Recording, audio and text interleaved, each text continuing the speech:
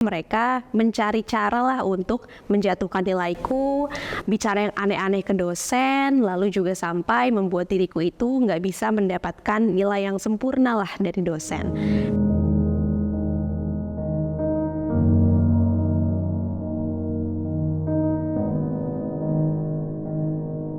Halo, perkenalkan saya Syifa Aulia Putri. Saat ini bekerja sebagai Business Growth Strategist di salah satu perusahaan digital and technology company yang dulunya bekerja di media, dan saya juga seorang alumni dari Vokasi Universitas Indonesia angkatan 2016 jurusan Broadcasting.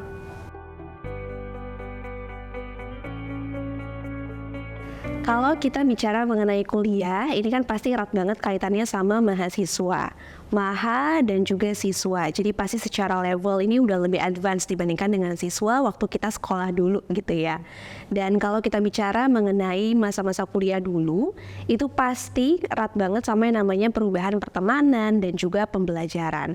Kalau dulu teman-teman di kuliah itu fokusnya lebih ke organisasi, tapi kalau aku sendiri sebetulnya lebih fokus ke nilai, jadi bisa dibilang mahasiswa kupu-kupu alias kuliah pulang.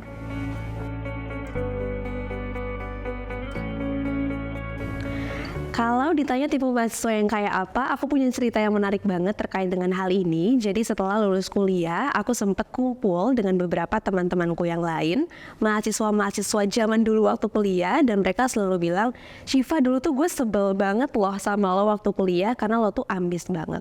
Dan akhirnya aku coba tanya, ambis itu tipe yang kayak gimana sih maksudnya yang mereka sebelin?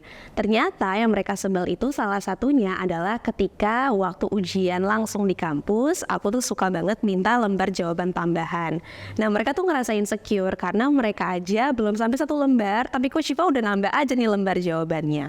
Nah, ada beberapa orang yang memang sebalnya hanya sebatas itu, tapi ada juga nih yang sebelnya udah lebih advance lagi, di mana akhirnya mereka mencari cara lah untuk menjatuhkan nilaiku, bicara yang aneh-aneh ke dosen, lalu juga sampai membuat diriku itu nggak bisa mendapatkan nilai yang sempurna lah dari dosen.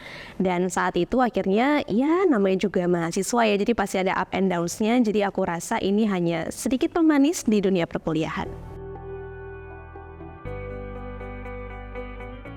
Yang pertama pastinya soal pertemanan, karena di awal semester itu rasanya karena kita ketemu sama banyak banget orang dari seluruh Indonesia yang kumpul di satu kampus, jadi banyak yang dalam tanda kutip suka fake gitu ya. Lalu yang kedua adalah soal manajemen waktu, karena dulu itu di Vokasi ada banyak banget tugas-tugas praktek. Lalu juga yang terakhir adalah bagaimana sih untuk mengatur pola komunikasi, baik itu dengan teman seangkatan, dosen, kakak tingkat, sampai dengan adik tingkat.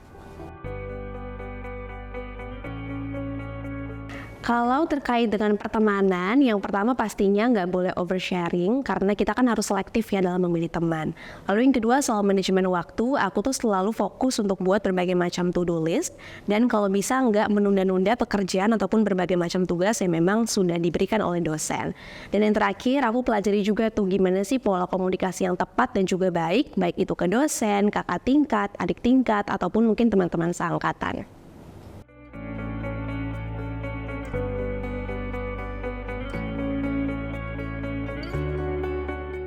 Kalau di perkuliahan ada yang namanya IPK atau Indeks Prestasi Kumulatif, di pekerjaan tuh nggak jauh beda sebenarnya. Ada yang namanya KPI atau Key Performance Indicator, di mana kita tuh harus mengikuti indikator tersebut untuk mencapai sebuah goals dari sebuah perusahaan.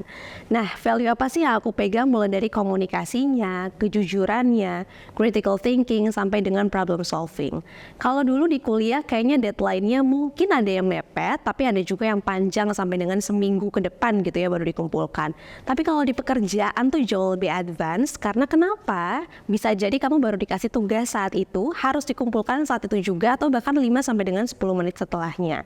Jadi kalau ditanya, ya beberapa value yang memang aku pegang seperti itu, dan kalau bisa memang kita harus dealing sama berbagai macam sifat-sifat orang lain di pekerjaan, karena kan kita nggak pernah tahu ya sifat orang tuh seperti apa, agar tetap bisa mendapatkan berbagai macam hasil yang lebih optimal.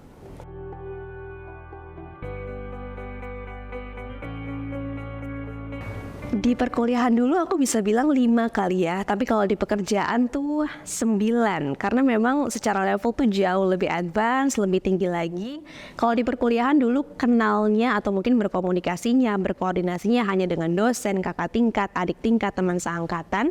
Tapi kalau sekarang di pekerjaan itu mulai dari teman satu tim, antar divisi, lalu juga dengan BOD atau Board of Directors atau beberapa managers, sampai dengan beberapa perusahaan lain yang memang mungkin punya culture, punya values yang juga berbeda.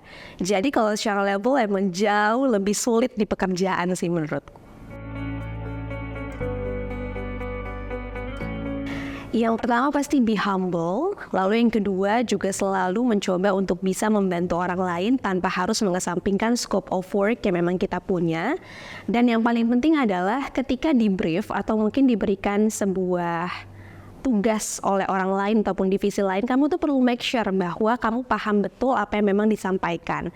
Karena kenapa? Nggak jarang ada beberapa orang yang iya-iya aja, tahu-taunya ujung-ujungnya tuh nggak dikerjain. Jadi kita nggak bisa mencapai berbagai macam goals yang sebetulnya pengen kita capai.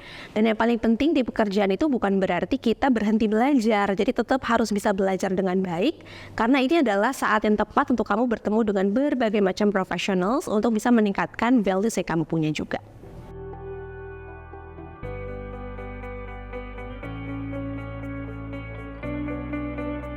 Yang pertama pasti harus fokus ke attitude dan juga behavior, karena dua hal ini yang paling penting untuk bisa kamu pegang. Jadi mulai dipupuk dari masa perkuliahan sampai nanti masa pekerjaan. Dan yang paling penting jangan lupa untuk selalu bisa senyum dan juga humble dengan orang-orang sekitar. Semangat terus ya!